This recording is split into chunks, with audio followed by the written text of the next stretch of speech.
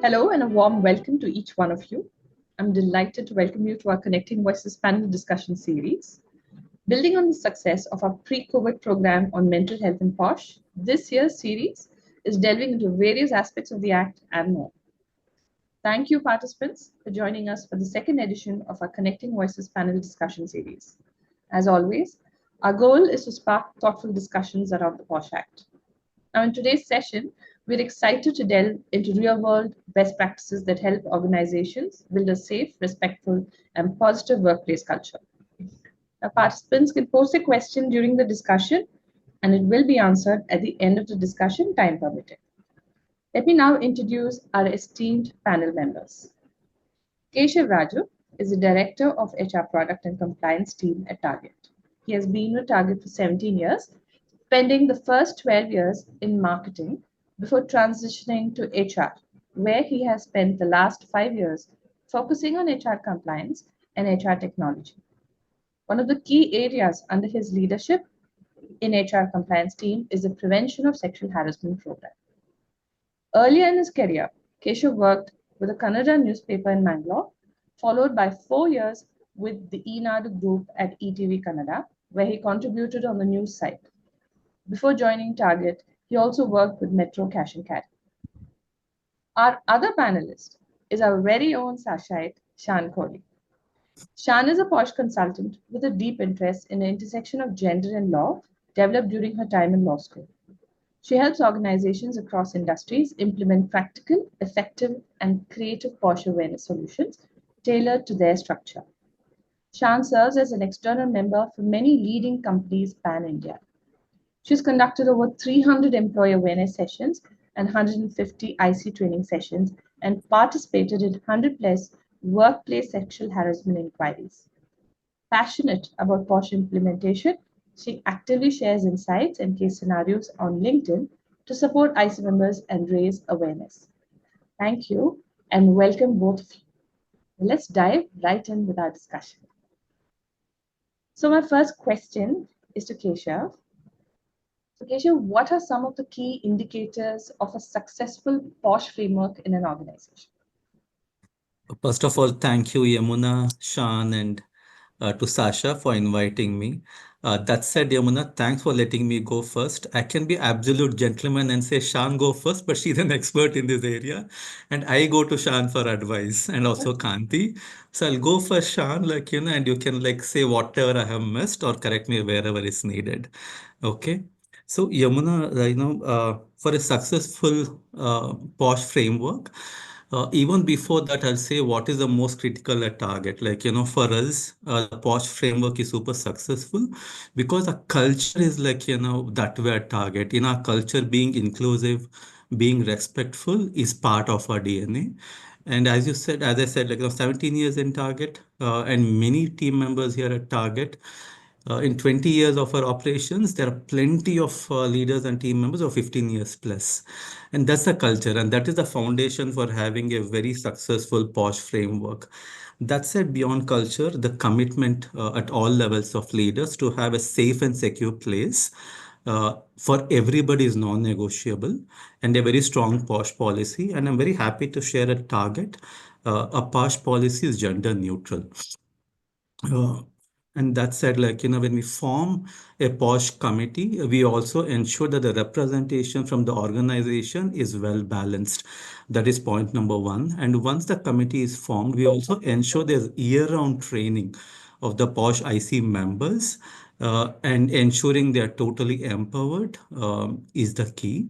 And once we have that in place, the POSH members and the HR compliance team year-round works together as one strong team to build awareness throughout the company about what is the POSH policy, what are the procedures, what is the intake, and what is the inquiry process looking like, with a strong reiteration of confidentiality and non-retaliation, so that it builds confidence in team members to come and speak to the IC members when there's an incident. That's what I would share and hand it off to Shan. Thanks, Keshav. Yes, Shan. Keshav. So I think for me, the best indicator of a successful POSH framework in an organization is whether cases are being started. at regular intervals, right? Yeah. Because that means that employees are feeling safe enough to report their concerns. They're feeling confident that if they do report, then their concerns will be addressed effectively. And what we've usually seen that happens in many organizations is that if a case is reported, then companies have knee-jerk reactions. Like suddenly they'll have a lot of training sessions for a particular group of employees and things like that. But I have a couple of clients, what they do is when they don't have cases, they get very worried, right?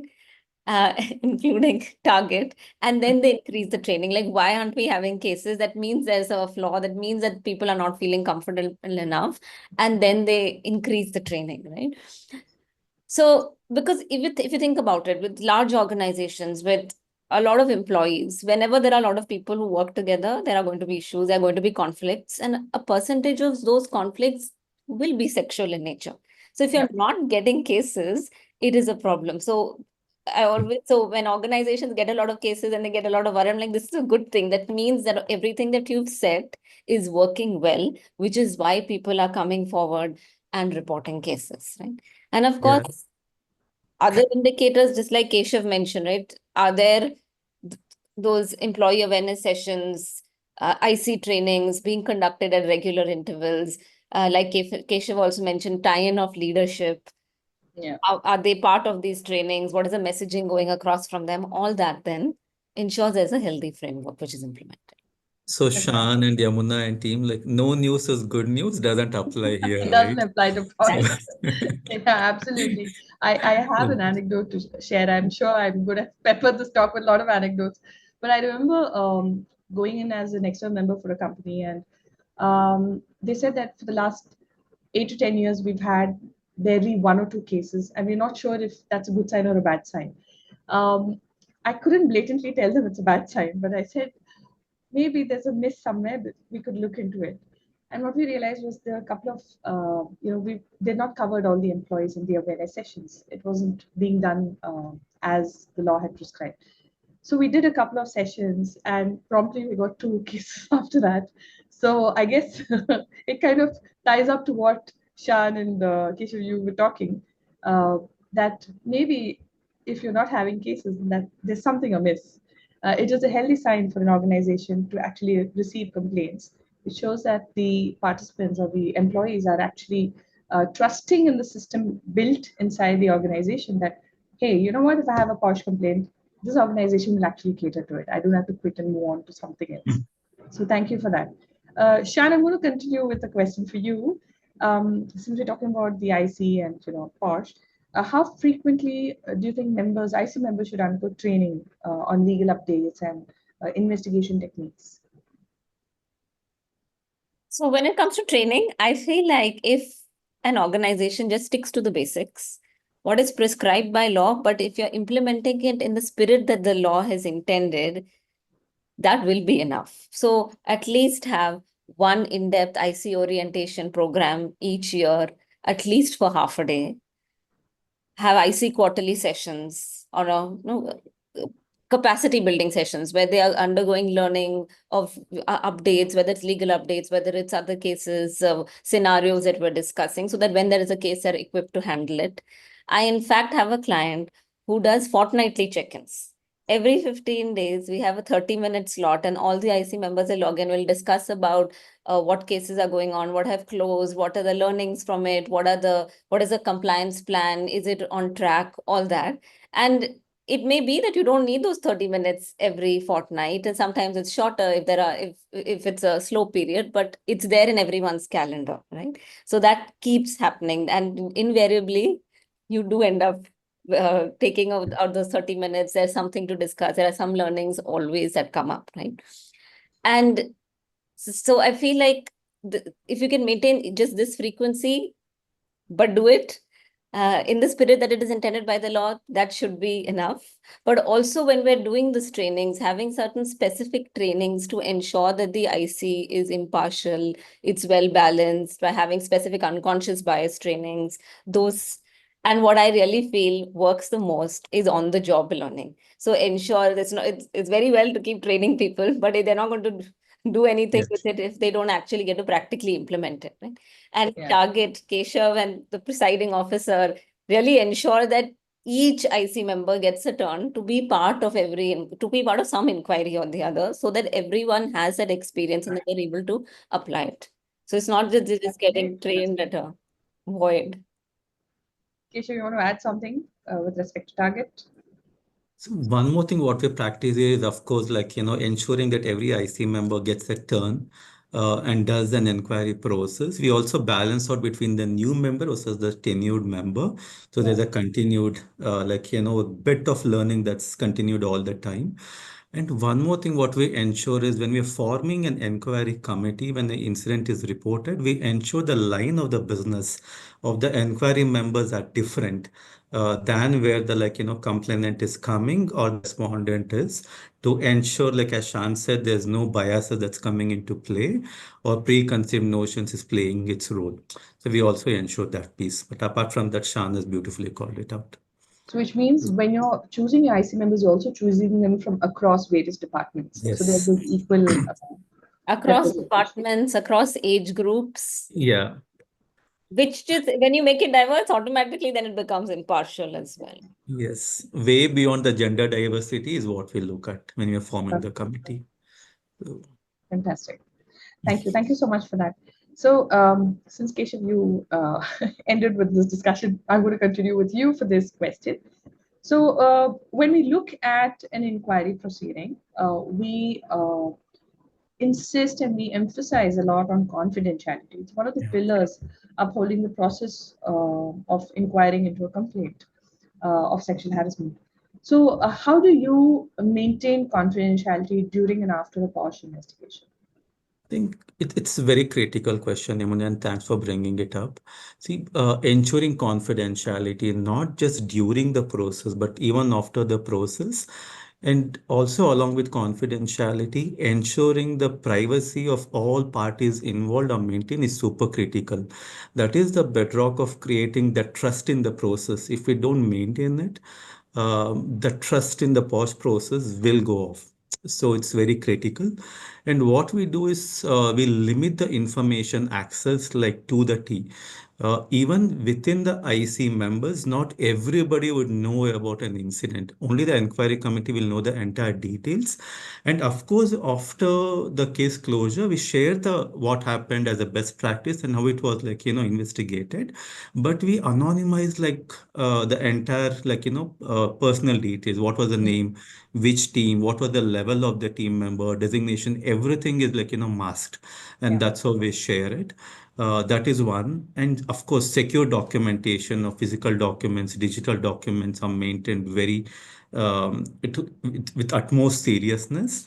But more than that, these kind of incidents, people tend to speak everywhere, right?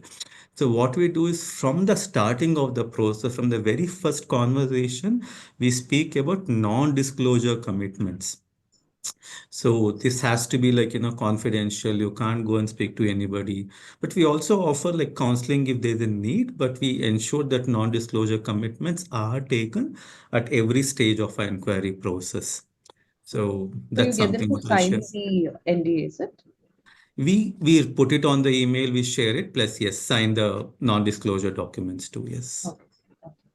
And what if, so we've come across cases where, sometimes what happens is even before the complaint comes to the committee, there's already a buzz on the floor because they would have already spoken to people in the team. And then the case reaches us. What do you do at that point? Is there something that you have? So what we do here is target the emotional well-being is utmost priority. Yeah. So for example, we also check what are the intake modes. So a very tendency is go speak to the immediate leader or the HR business partner is very frequently that happens. Mm. And what we even train these two teams is we tell them when somebody is reaching out with an incident, hear them out. We can't stop them. Hear them Yeah. out, be empathetic, but don't cross question. And ensure that you're not getting into conversation with the respondent against whom the complaint has been made. Yeah. That's super critical. This is to ensure the complainant doesn't go through the mental trauma of again reliving and resharing the incident again and again. That's super critical. We train them. And the only thing what we see is anybody who hears it first, they have to build the confidence with the complainant and then get them to report it to the IC committee. So we reiterate it multiple times along with bystander responsibilities. So we Yeah. ensure that's trained. Thank you, Keshav.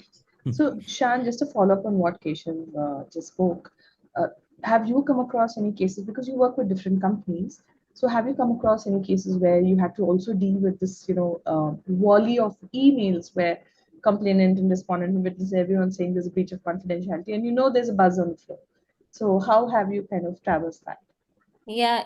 So, like Keshav also mentioned, confidentiality is very crucial, but it's also so tricky because everyone gets very excited when these cases come up. Right? It's in your team, it's very exciting. It's like a live TV show going on. Everyone wants to know what is happening, when is it happening, what now, and all that. And there have been instances where one complainant will come and ask another complainant what's happening in your POSH case. I heard this happen, even though we've sensitized everybody that please don't discuss about it. Yeah. So, like Keshav mentioned, during inquiry, we ensure they sign off on undertakings, but we also make it very clear to them that please do not discuss it. If you discuss about it, there will be action taken against you under the company's policies. So, like you said, sometimes people have already kept discussing, and then it comes, and the IC is the last one to Yeah, know about yeah. anything. Right. So in those cases, we've like gone back. Like if there is somebody like who's very senior, who's sitting on the floor, somebody who's already aware of the case, like HR or IC member, just ensure that they are keeping an eye. People are not talking about it. They put a stop to it if something like this is happening.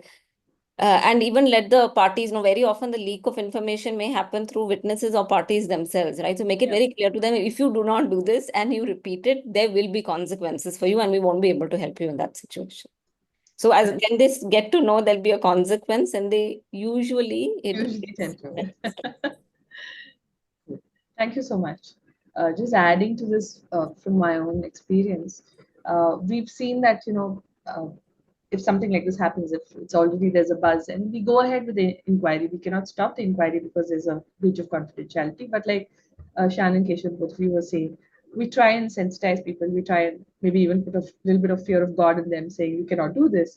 But eventually, at the end of it, we've also conducted sensitization session just for that team post the Mhm. inquiry to kind of bring it to their attention how their actions are actually affecting the not just morale of the complainant and the respondent but for the whole team, how it creates a hostile work environment for themselves, and that also kind of helps in the whole process of bringing them back to normalcy.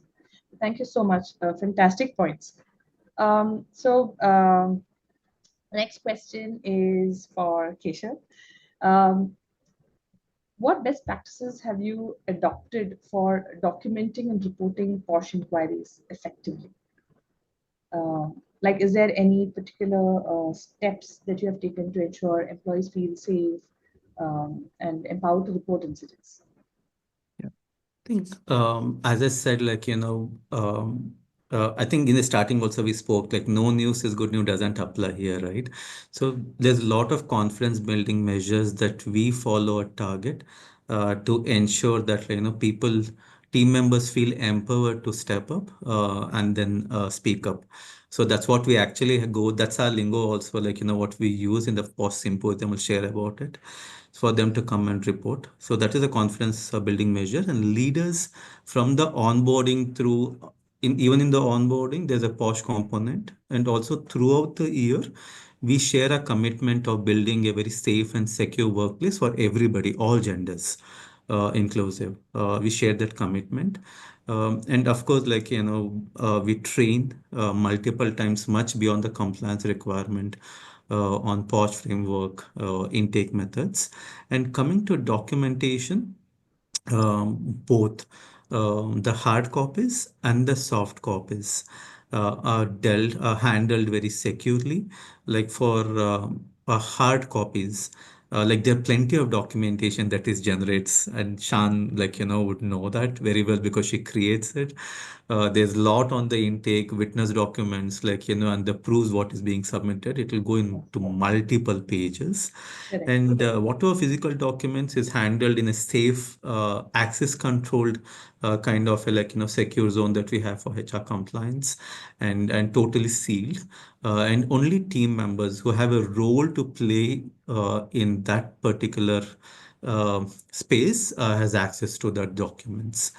And next, coming to, like, the soft copies, we have an internal tool in which we document, like, the case history and also how it's investigated. But even here, only team members who is playing a role in this space, who has a need to know, has access to the documents. And even in the reporting, what we do is we don't inform, like, the parties informed. We don't have details of the parties involved. It's more about the kind of the case and what was the outcome of the investigation. And only we use these cases to build our next wave of trainings. Studying the pattern, the next wave of trainings is what we use. But apart from that, it's sealed and saved, secured properly. Just a follow-up question in that, Keshav. Um, what is the method used by the employees to file a complaint? Like, do you have some particular way, or some hotline? How is it? I think, see, it's end of the day humans, right? We might have lot of process, but they would always speak to their immediate close ones. But here we tell is, like, speak to your IC member, drop an email. There's a lot of, like, there was time when anonymous complaints would come, but even there we encourage them, telling there's a strong POSH process and a very strong IC committee to identify themselves and write an email to, like, saying what is the incident. And of course, there's then IC members would, like, get assigned. They would understand what is the nature of the complaint, and then that would get a written, that would move into a written format. But there's always, what I've seen is, they first would like to come and speak. Either to their immediate manager or the HR business partner. And as I said, we train them how to deal with the scenario and divert that to IC Yes. committee. And from even there, they speak first and then do a written Then, complaint. So there's a lot of confidence building that happens in that first meeting. So thank you, Keshav. Just to add to that, Yamuna, I feel like the best practice that Target has is that they're very senior, well-respected leaders in the internal committee. So we've got a lot of feedback also from complainants that if I'm speaking to this person, or because I know this person is talking to me, I'm comfortable. I know it will be handled well. Yes. So they're generally very senior, very well-respected. People look up to them. So because so much groundwork has gone in just selecting the internal committee, that itself has trickled down and made the process something that employees trust. thank So you, Sean. more of a human element is what he's saying. That's the Yes. better of the lot. Yeah, and there's a lot of brand building that we do also to, like, ensure team members remember who the IC members are. So Yeah. way beyond legal requirement in every floor. It's not just an entrance of the, like, building, but every floor has a big digital board. There's on a loop where we present who is IC members, so that the recall is very, like, high. So Yeah, some of the organizations that I've been working with, they have like flow walks of IC members. I mean, I found it's really interesting that they it's actually have a needed. flow walk of, yeah, and then a 2 minutes quick catch up with the IC member, come and have a chat. Some very interesting ways. And then, of course, organizations have like, they've created multiple avenues to file the complaint, right? You have hotline emails, even POSH buddies that are, individuals within your team who are identified as POSH buddies, who the agreed person could go and speak to. And then, of course, you have drop boxes. So there are plenty of ways, but I agree with what you say. I think it's a human element that really works best. I mean, you could have all these hotlines and all of these things, but if the person who's at the other end is going to ignore you Yeah. or start questioning you wrong, then yeah, there's no point of having all these avenues. So, point well stated. Thank you so much. So moving on, Shan, I have a question for you. What innovative approaches can one take to make POSH training more engaging? Because I can see you've had plenty of experience in training. So, especially with hybrid and remote workers, what would you have to say on that? No, I think it really depends from organization to organization, depending on the kind of workforce, the strength, the employee strength. So what some organizations which have a large employee strength do is that every month they'll have a new joiner session.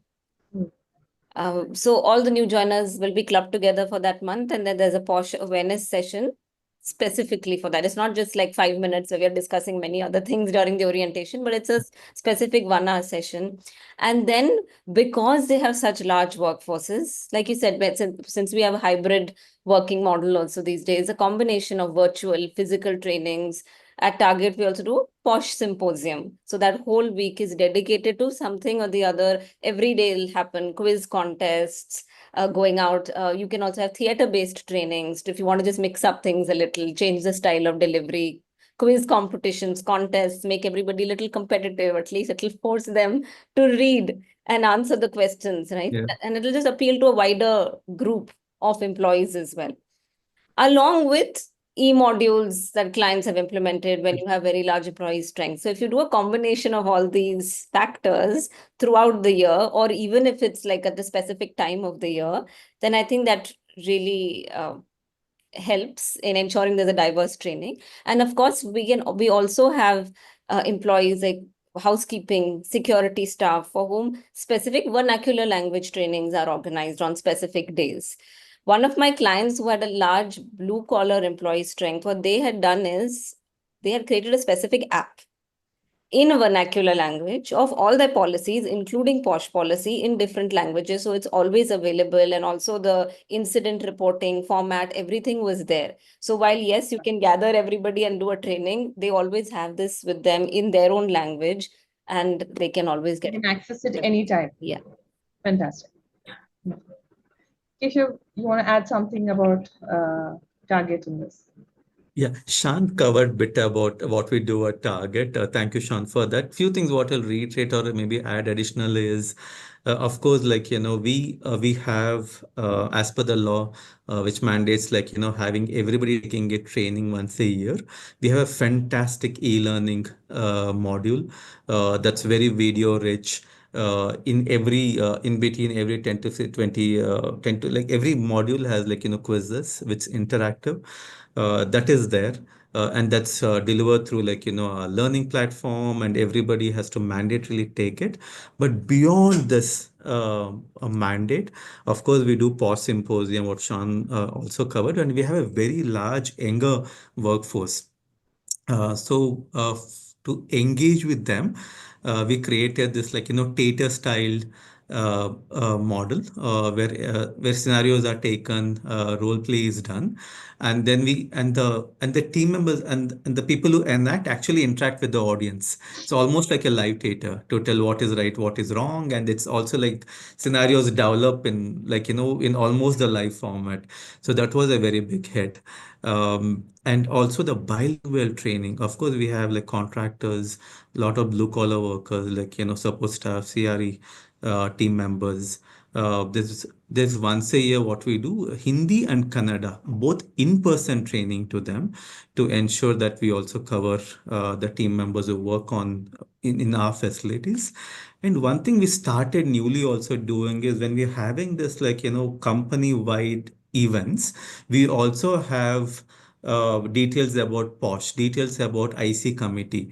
So very clearly, like those places are also covered. That's a kind of message what we send, and it's there in front of team members even to report if some untoward incident happens.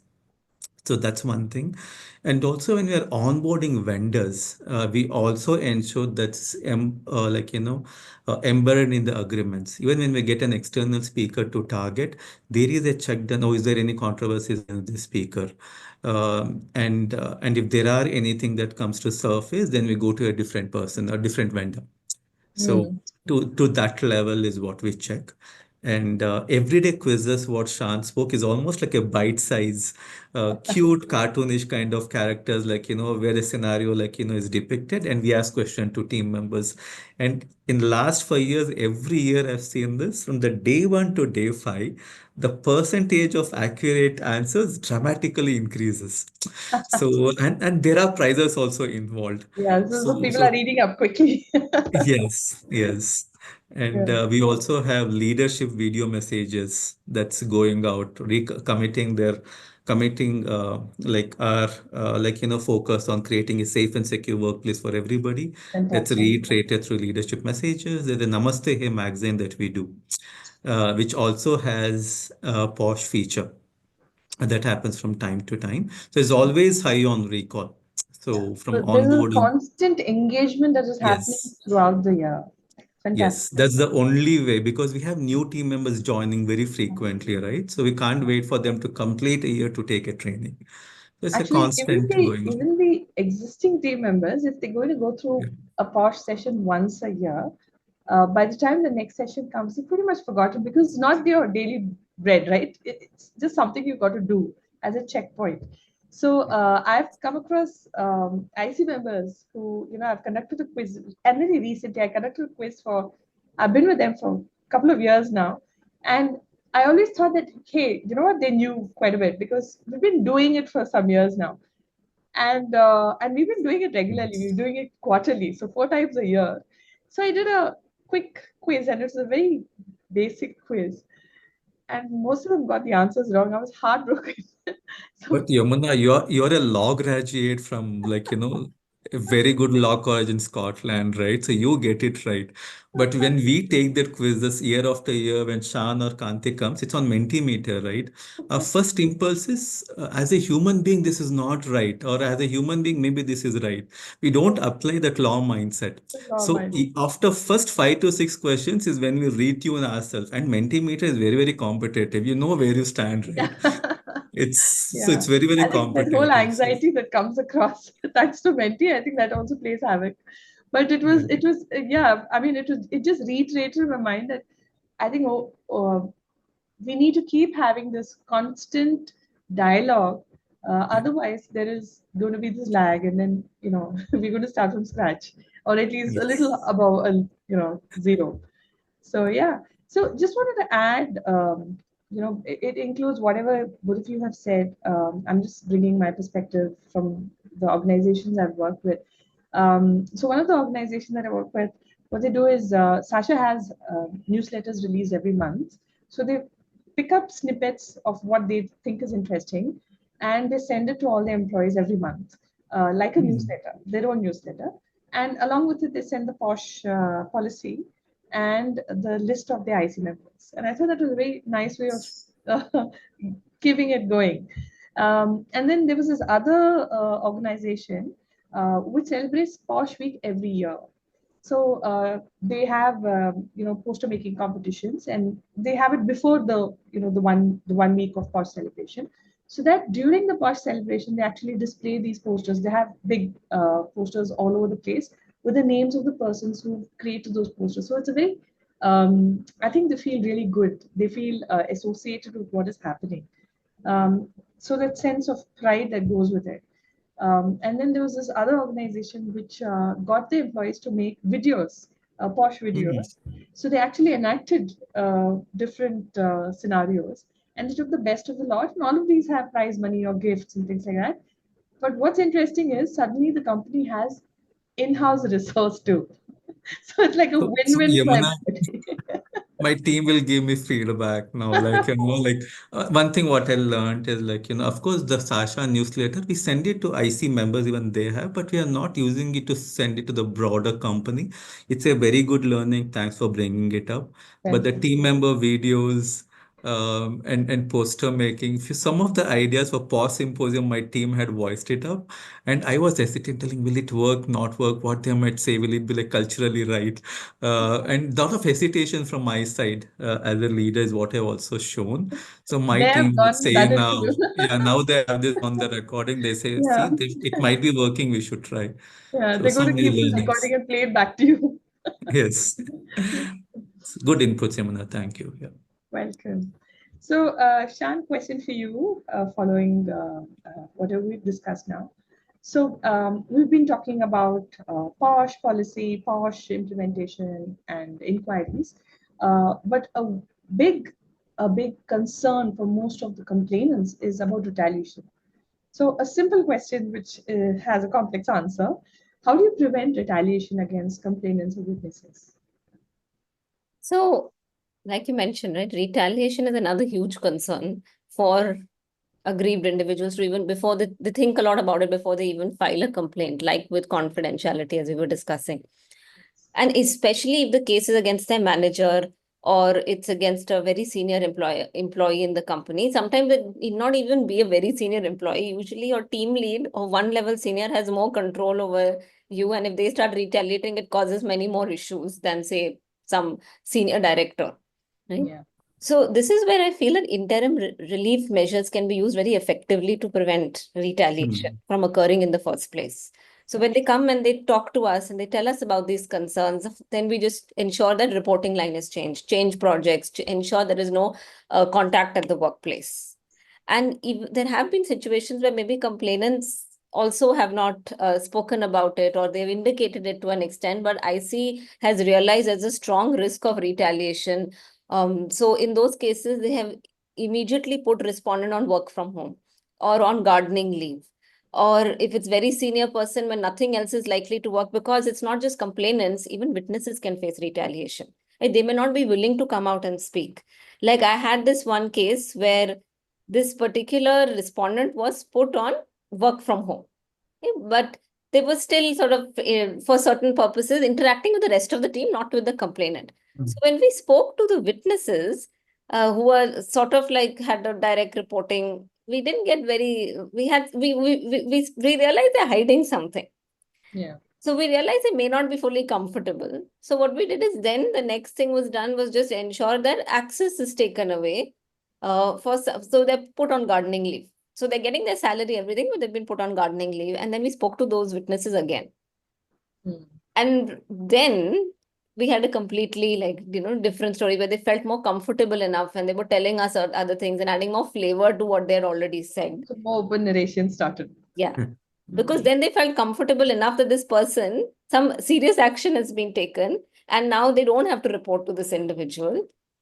So we can come out and say whatever we want without any risk that it will affect our career. Right?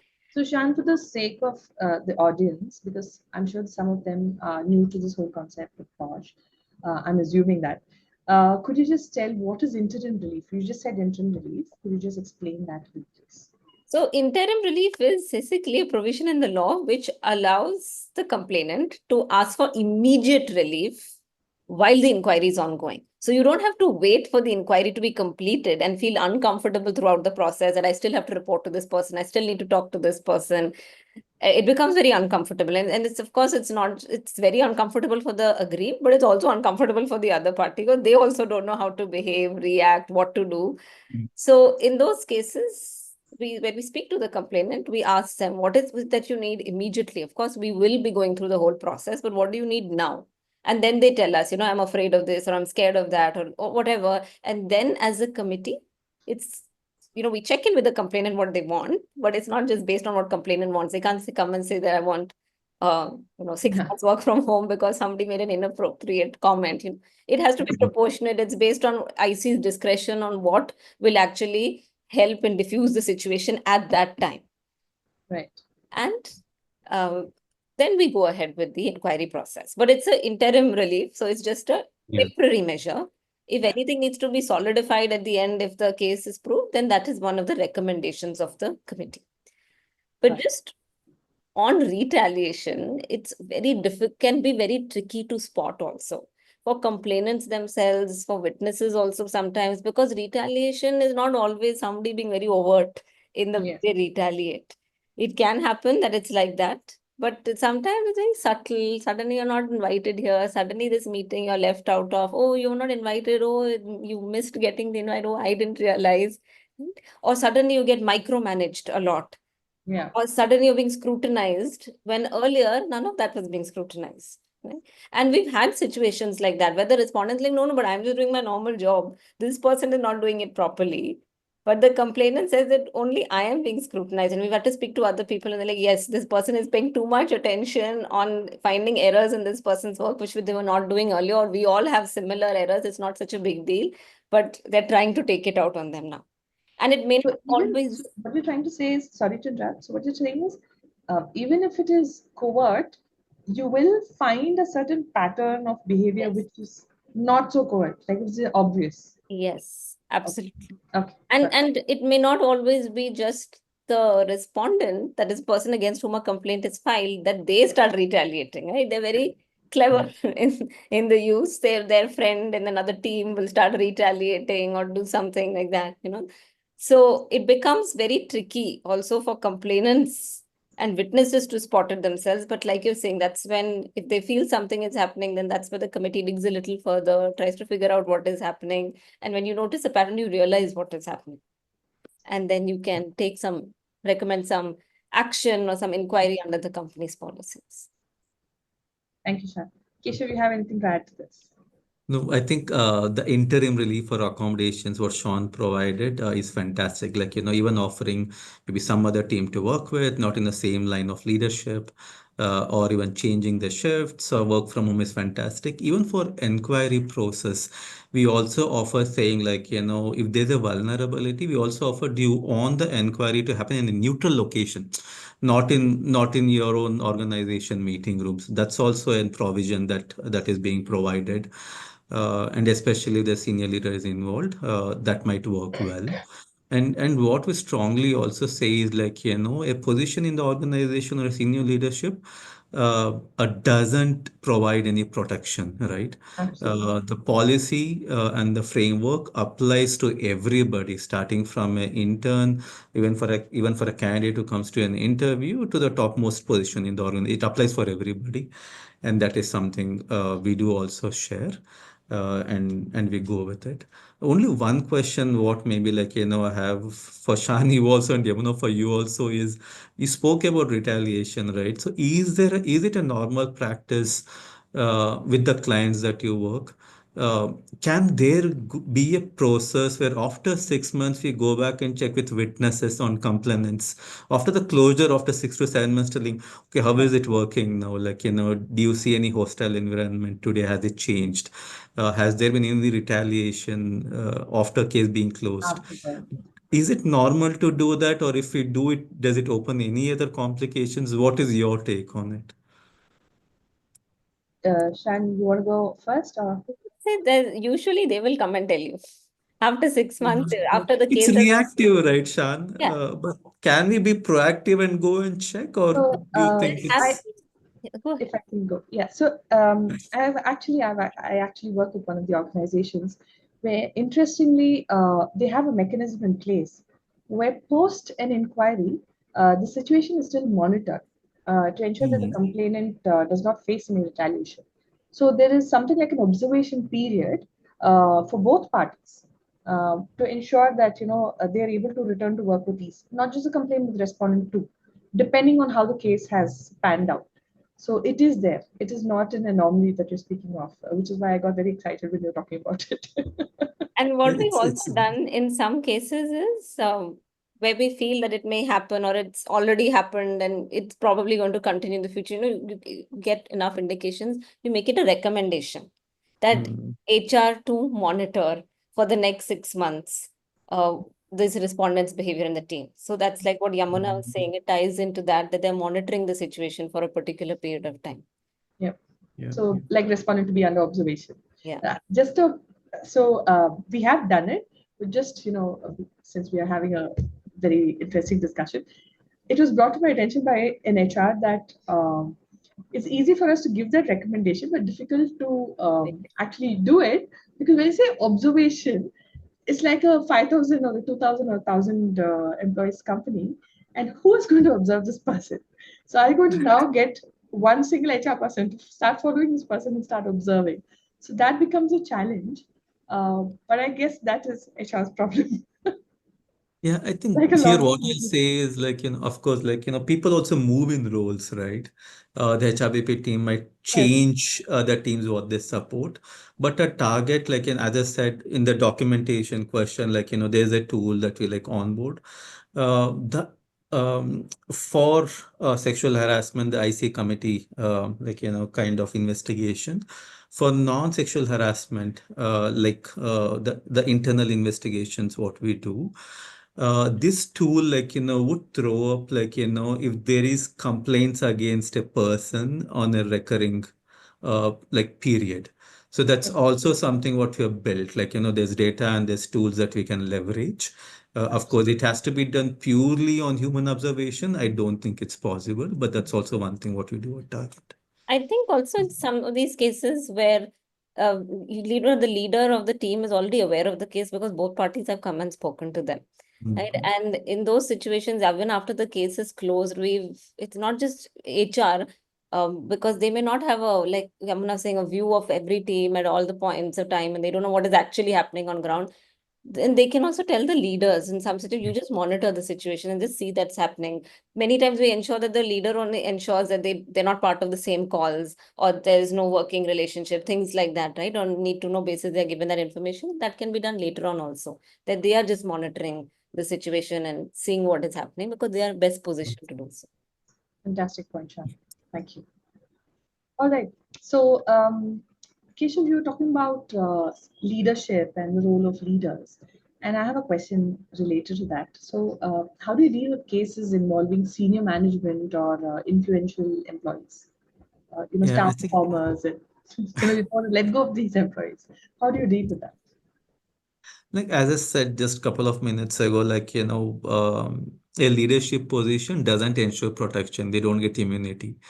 The POSH policy and framework applies for everybody, and that's strongly adhered to at Target. And there are, like, if there is a scenario where senior leader is involved, the inquiry committee is also set up in a manner with the team members who are, like, investigating a senior most. We have like a good diversity. We ensure a good diversity at Target in the inquiry committee, in even in the IC, where we have senior leaders who can, like, come in and investigate it. And also Shan, as part of our external member, also has a bigger role where, like, any biases doesn't come into play. That external member also ensures it. And very critical is, like, the inquiry committee members who are senior leaders are also not part of the line of business or against whom the complaint is made, or even where the respondent complainant comes from. That provides, like, a good, unbiased kind of an inquiry process for sure. And there's also a very strong adjudication process, which is, like, cross-checked by our legal team, by our HRVP, to ensure it's adjudicated very seriously in a well manner after the inquiry is completed. So, Thank you, Keshav. Shan, have you been part of any such cases where there was a very senior person involved, and how did you go about it? So, like Keshav mentioned, right? One is in Target. I don't think it's an issue at all because even the respondent, when they're senior leaders, they know that they won't be able to influence because that is the nature in which the way their teams work. Right? But also, it is easier in larger organizations. When it's smaller organizations, startups, where there are two, three co-founders, and or there is a rainmaker who's at one person bringing in the business, and a sexual harassment case is filed against them, it becomes very difficult because if that person leaves, the business will shut down. Shut up. Yeah. So what do you do?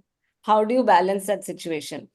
And often asked this question, and what I always say is that companies always want to be compliant, even if it's a case against senior leader, because there's a huge brand reputation risk also that comes in. Because investors, if this goes on social media, it becomes a police complaint. Investors are also not going to be willing to invest in the company. Clients will try to withdraw all that.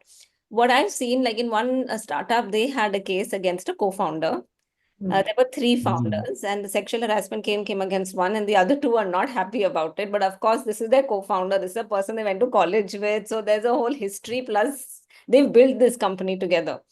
So what they did in that situation is they just ensured that person goes away for 6 months leave away from this individual who was harassed, and they changed the reporting line, things like that. They may ensure that that person undergoes training, things like that, and only then comes back to the organization. So maybe it's not the best way that we would see. If it was in Target, you would have terminated somebody Yeah, who's yeah. done something like that and it's very senior. But these are certain workarounds because they're startups, because they're small organizations. At least they're doing something and ensuring that they're protecting the employees who felt uncomfortable while balancing their business needs. Thank you, Shan. So I've been part of a couple of inquiries where, due to the seniority of the respondent, they actually created an ad hoc committee where the presiding officer, it was ensured that the PO was more senior to the respondent, and the other IC members were also very senior employees. Of course, along with the external members. So during the proceedings, the respondent was also sent on administrative leave to counter retaliation, so that they cannot influence either the complainant or the witnesses. And that also kind of worked out well. So that is also something that organizations can look at in case it's a very senior person involved. Uh, but thank you so much. Some very very interesting points. Fantastic discussion. I hope the audience is also enjoying the discussion. So Keshav, followed by Shan. What role does leadership play in building a POSH compliant workplace culture?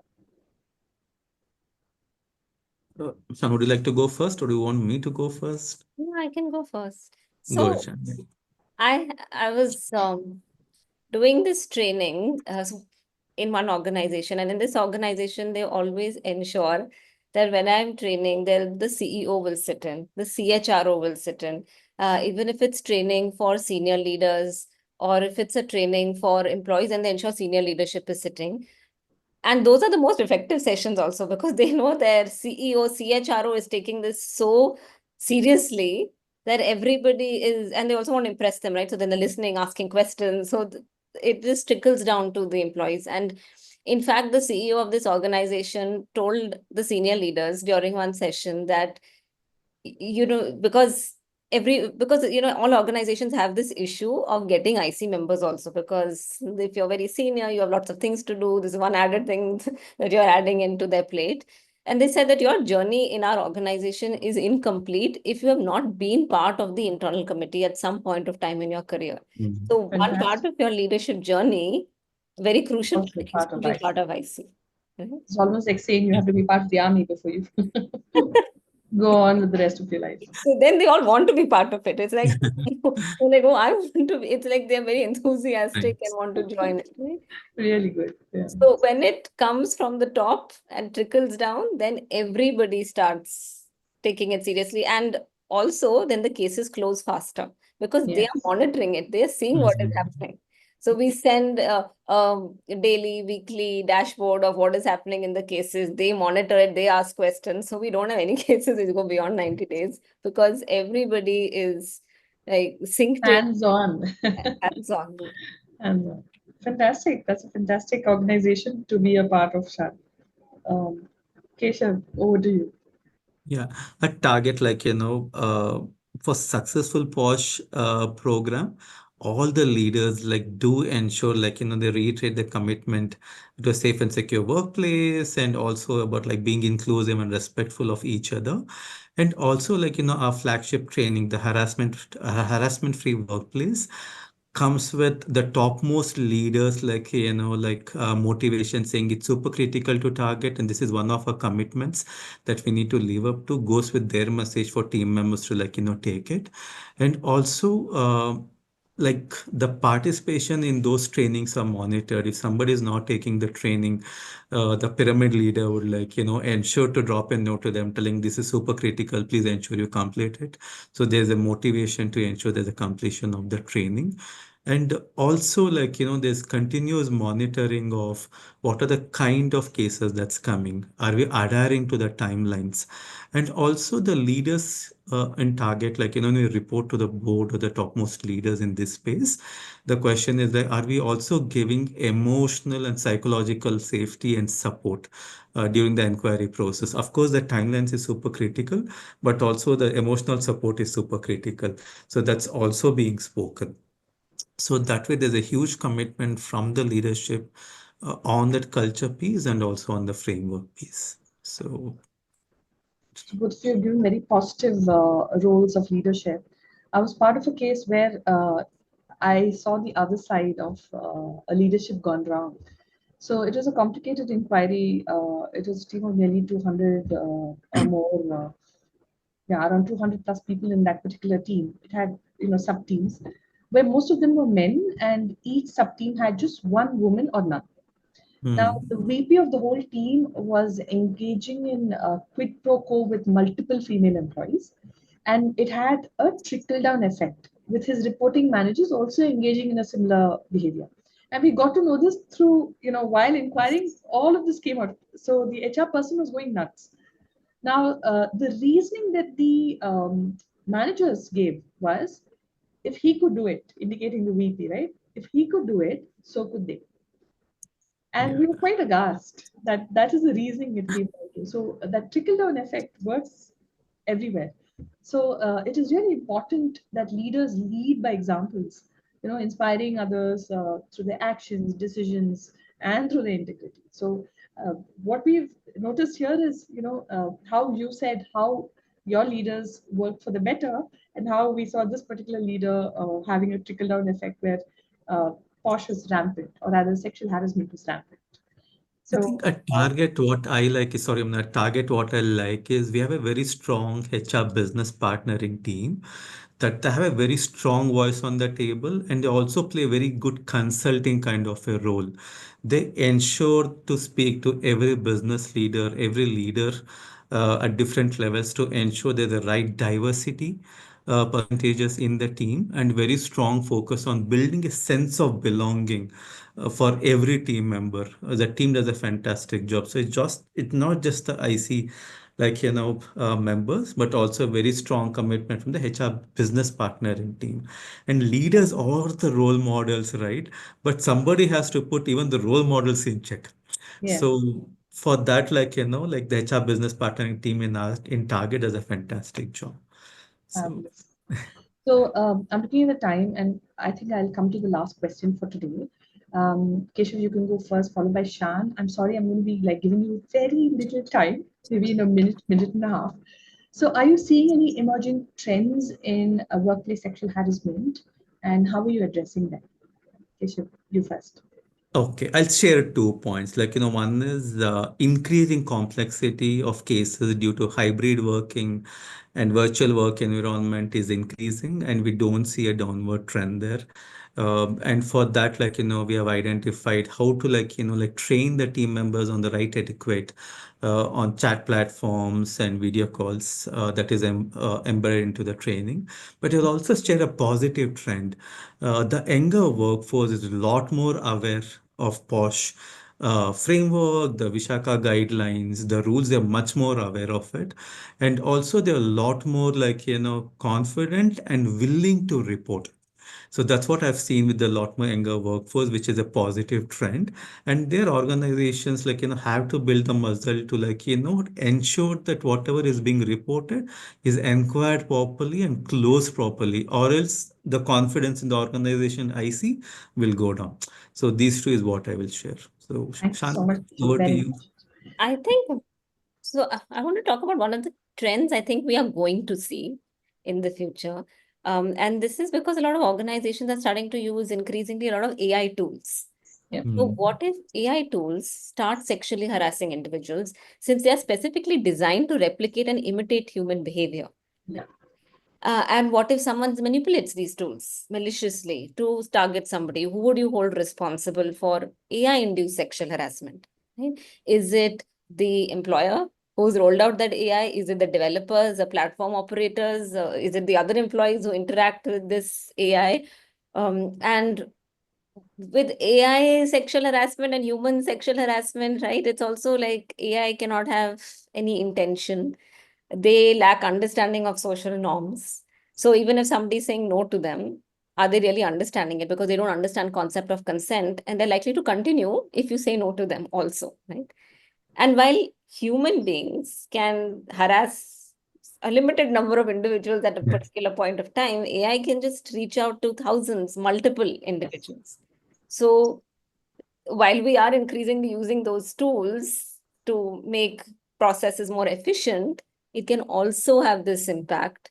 And it can be a little tricky and challenging, because how would we deal with those situations is something where the law doesn't really specify, right?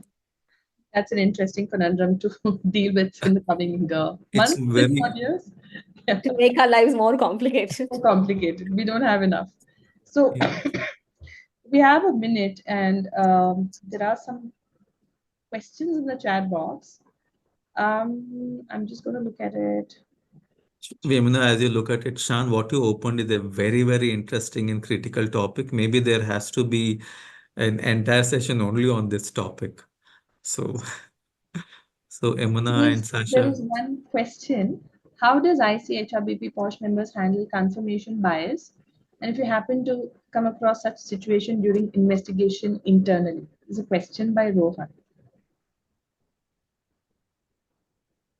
How does ICHRBP or POSH members handle confirmation bias? And if you happen to come across such situation during, have you come across such situation during investigation internally? This is a big question, Rohan. I don't know if we have time. We are bang at 6. Maybe you could write to us. Maybe happy to take up this question. Sorry, participants, but please do write to us, and we'll be more than happy to answer these questions because we're right at 6. And thank you so much, Keshav and Shan. It's been a fantastic discussion. A lot of great nuggets to take home.